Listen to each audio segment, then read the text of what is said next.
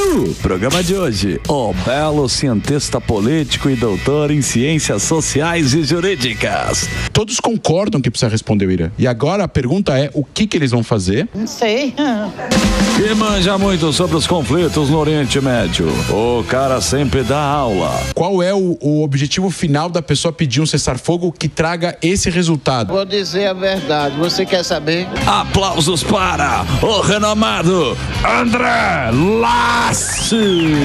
Ó o Lace aí, ó. André Lace aqui, ó. O Instagram dele para você acompanhar o trabalho do André tá aí na tela para você. É André Lace, escreve L-A-J-S-T. É isso aí. Nós queremos respostas simples, imediatas, rápidas e imediatas. E o programa nuclear do Irã foi para a vala ou não? Interrogação.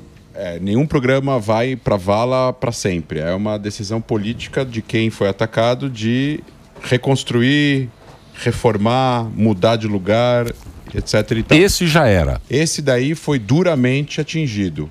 O assessment ainda não dá para saber Lace, se é 2 anos. Você é um cara. Nós temos o Major. O Major. Você foi do Mossad. Eu não fui do Mossad. Você foi do Mossad. Você é um cara humilde. Deu você é um aula cara lá. humilde, um cara Inteligência militar, não fui do Mossad. Sahal. A inteligência de Israel é algo espetacular. Sim. Então você sabe exatamente, porque eu acho que tá esse papo agora, não aconteceu nada. Você acha que eles não teriam a condição de saber exatamente o que iria acontecer? Isso. Mas eu não tô lá, eu tô aqui. Então, o que nós escutamos que sai na imprensa israelense é o que foi autorizado pela censura. O que os israelenses entendem e os analistas lá entendem é que o programa nuclear iraniano não existe mais. Acabou. Do jeito que ele estava sendo construído até... Estava muito próximo. Eu tenho algumas informações. Eles tomaram... Por que isso aconteceu agora? Eles tomaram recentemente a decisão de enriquecer 60... O urânio que eles tinham a 60%, parte desse urânio ir para 90%, que é o que você precisa para uma bomba. Sim. E tem tomou-se uma decisão no Irã de um grupo super ultra secreto, low profile, de ir para a parte de Anshaka. Anshaka em hebraico é o armamento do programa, que seria produzir o artefato. Sim. No momento que eles tomaram a decisão de ir para o artefato e enriquecer urânio de 60 para 90, era uma questão de algumas semanas se eles tivessem sucesso. E foi aí que tomou sua decisão. Depois seria tarde demais. Então, o ataque em Natanz e em Isfahan, os dois locais estão completamente destruídos. Arak, que era um reator de plutônio, já tinha sido inutilizado em 2015, depois do acordo que eles fizeram com os Estados Unidos, foi atacado, foi destruído. Eles poderiam reativar, não tem como reativar. Fordo, que é aquele que está enterrado embaixo da montanha, esse foi atacado por Israel e foi atacado pelos Estados Unidos. As informações que saíram na imprensa israelense logo depois foi que agentes do Mossad estiveram no local, fisicamente, e viram que o local foi duramente atingido. Como o local está dentro da terra, não dá para saber dentro da terra o que foi destruído, mas assim, é muito improvável que esse estrondo que teve com 14, 12 bombas de 12, 13 toneladas cada, não tenha ruído internamente o local. Então, o assessment israelense o programa nuclear iraniano não existe mais nesse momento. E se eles forem agora engajar em bilhões de dólares e reformar o programa inteiro, para eles voltarem para um estágio que eles estavam, demorará alguns anos. Você sabe que o Brasil vai ajudar a empobrecer o urânio. Vai mandar o Haddad para lá. O Haddad vai para lá, eles vão empobrecer rapidamente todo esse urânio que eles enriqueceram. Vai ser uma coisa em 6 meses. Urânio. Vai empobrecer o urânio. O mais importante, assim, que é para as pessoas entenderem, teve 2 vezes programas nucleares destruídos de ditaduras. No Iraque, em 81, Síria, que Israel destruiu. A destruição do reator de Osirak no Iraque colocou o programa 2 anos atrasou o programa 2 anos. Foi o Saddam Hussein que decidiu não reformar o programa, não mudar, não reconstruir. E na Síria em 2007. Sim. Que também foi destruído, eles poderiam ter tomado a decisão de reconstruir, tomaram a decisão de não reconstruir. É muito difícil para uma ditadura, para um regime como esse, que está tendo agora várias internas lá, super complexas, está tendo oposição, está tendo um movimento de pessoas do exército iraniano se anotando numa nova onda aí de protestos contra o regime. É muito complicado eles tomarem a decisão agora, vamos reconstruir tudo, porque está todo mundo olhando. Uhum. Eles perdem a narrativa de que o programa era pacífico. Perdem. Porque se eles dizem que é pacífico, eles diziam que era pacífico, por que eles não mostram agora que foi atacado que ele realmente era pacífico? E se os Estados Unidos e Israel estavam mentindo, dizendo que o programa era um perigo para a humanidade, por que eles não usam ainda o pretexto de que ainda é perigoso para continuar atacando? Não faz sentido. Sim, deveriam falar. Mas o Ocidente ele sempre compra essa ideia. Por exemplo, que nem agora o Hamas. O Hamas está bem destruído. E agora eles estão roubando toda a ajuda humanitária. A gente viu os caminhões aqui. Você mostrou aqui. Sim, que os inclusive caminhões. o Cinefaz Brasil O que o Hamas está... Qual é a perspectiva deles dentro lá de Gaza, do Hamas? O Hamas precisa encerrar a guerra com ele no poder, para ele dizer que ele sobreviveu aos 2 anos de guerra e venceu, e com isso ele ganha esse lugar de vitória. Para eles não é uma derrota, milhares de mortos em Gaza, infraestrutura destruída, hospitais destruídos. Para eles utilizam todas as instalações civis e se isentam de toda a responsabilidade de usá-las. E aí, o que eles precisam para eles...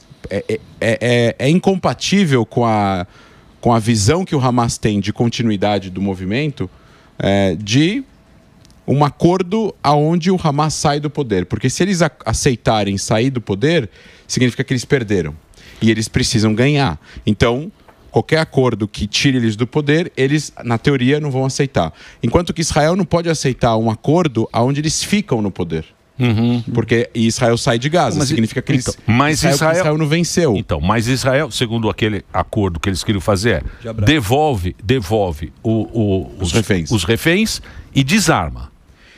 Então, isso, não é? Mas o Hamas, para aceitar isso, precisa mudar a configuração de visão de futuro que eles têm em relação ao que eles vão continuar como movimento. Vai ficar uma hora insustentável para o Hamas Gaza insistir em um cessar-fogo onde eles continuam no poder, porque você tem o Hamas Qatar, que está pressionando o Hamas Gaza a aceitar um acordo que talvez seja mais propício para Israel e para o mundo, porque tem a ver também com a autoridade palestina, tem a ver com o mundo árabe, e aí eles estão começando a perder apoio. Qual é a vantagem que o mundo hoje em dia poderia ver em relação a isso?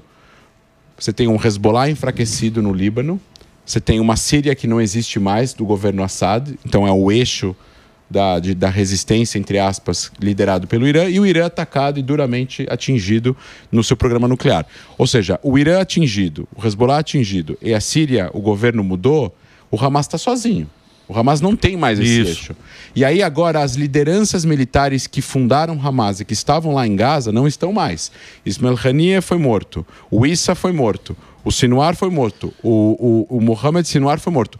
Outras lideranças do Hamas em Gaza foram mortas. Então quem sobrou em Gaza para tomar a decisão já é meio...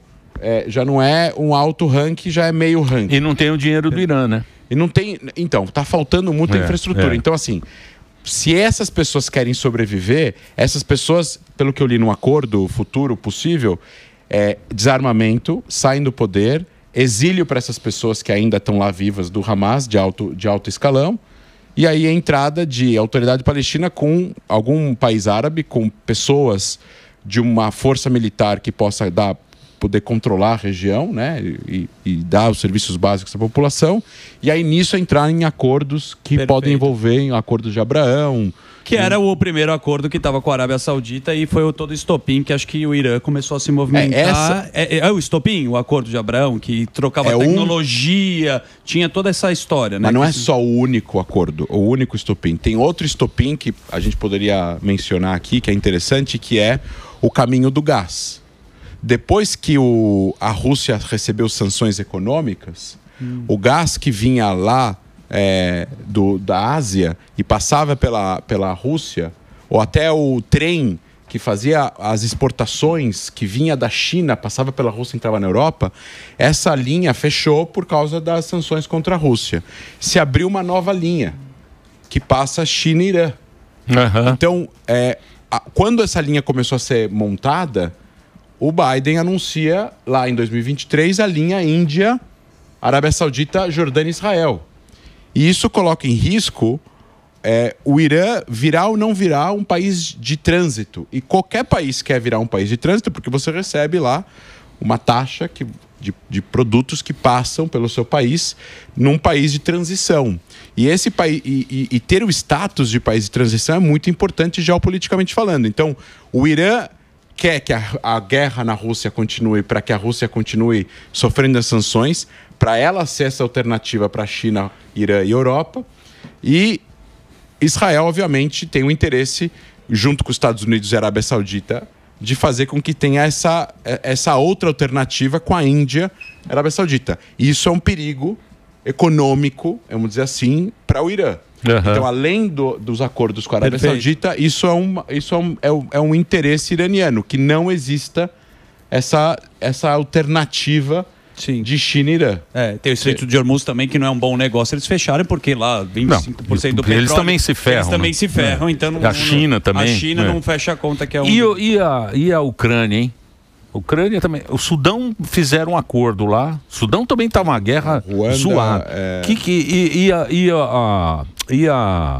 Não, a Rússia. A Rússia com a Ucrânia, eu acho que vai chegar uma hora que vai estagnar e o mundo vai ter que aceitar um acordo aonde não vai, a Ucrânia vai ter que ceder, infelizmente, ao seu território, a parte do seu território. Ou seja, a gente pode continuar, o certo seria a Rússia sair do território que ela ocupou. Vai ter que encontrar uma solução para ou ela usar a saída desse território em troca de alguma condição da Ucrânia nunca entrar na OTAN, ou, enfim, um acordo em relação à OTAN, Ucrânia, e ela sair desse território, ou a Ucrânia vai acabar eventualmente aceitar a perda desse território em troca de um acordo de não agressão futura. A Ucrânia que se ferrou, né? Não dá para saber.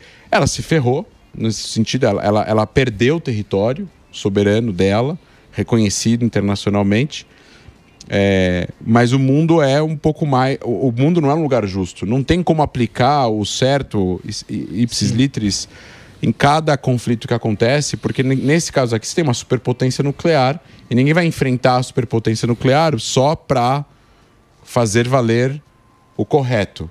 Porque... Então, mas Israel está fazendo o trabalho sujo do mundo. No caso com o Irã, tá com a Europa, os grupos terroristas, a Europa, todo mundo, né? Todo mundo. Isso acontece. E tá sofrendo, e estão sofrendo antissemitismo. Você viu no festival ontem lá na Inglaterra? A França tá muito triste, né? Você viu o festival, o cara cantando lá, morte a Israel, morte. Perseguição na Holanda. Ser sancionado, não pode entrar nos Estados Unidos. Foi todos os shows cancelados. O cantor. Você viu lá o cantor? Eu vi. Não só isso, né? Foi horrível. Recente também na Holanda, perseguiram os caras. Mas, enfim. Por que você acha que no Brasil, você é um cara que estuda muito isso, a esquerda, ela tem discursos tão antissemitas? E eu vejo você até tentando combater, né? Até com elegância. Mas aonde que está nesse lugar que o cara está defendendo situações que a gente sabe o que acontece dentro de grupos terroristas e por que esse discurso a esquerda abraça? E eu nem quero entrar na ideologia do BRICS, nem nesse lugar, mas por que é interessante eles estarem de mãos dadas, sabendo que eles não sobreviveriam, em alguns lugares não aceitam, né, LGBT? Por que você acha que está nesse lugar? Eu acho que, primeiro, é uma questão de agenda e de polarização política. Então, na hora que grupos políticos entendem que existe um tema, uma temática, um aspecto específico da sociedade que lhe é conveniente, ele compra isso, abraça isso, e obviamente que você acaba comprando, na hora que você está ensinando as pessoas a sua ideologia política, você mostra quais são o leque de elementos que essa pessoa precisa aceitar. Porque o discurso pega, Esse é o problema da política ideológica. A política sai da lógica, sai do objetivo e entra para ideologia política. A política ideológica é um problema, porque se você não tiver a ideologia, você não pode discordar de parte das políticas. E aí você, obviamente, é excluído, é cancelado. Então a questão palestina, que é uma questão legítima, foi transformada numa questão de não só apoiar o povo palestino, mas ser contra Israel. Então, para você apoiar o povo palestino, você precisa ser anti-Israel. Isso, na verdade, é prejudicial aos palestinos, porque não vai haver uma solução lá se você não conversar com Israel. Porque não tem acordo, né? Não vai ter acordo. Israel é um poder militar, Israel tem um exército dos mais fortes do planeta, já se provou, né? Atacou um país agora preventivamente 80 vezes maior, com 10 vezes a população, e acabou com o espaço aéreo do país em 72 horas. O que Israel fez em 3 horas e meia no começo do ataque ao Irã, a Rússia não conseguiu fazer contra a Ucrânia em 3 anos e meio. Sim. Então não tem como. Né? Só vai se resolver a questão palestina quando se entrar em diálogo com os israelenses, e eu sei que existem governos de direita, governos de esquerda, é complexo, tem uma parte da população de Israel que não vê os acordos com bons olhos, mas em geral, nos últimos 30 anos, desde o processo de paz, existiram vários governos israelenses que estão dispostos a conversar.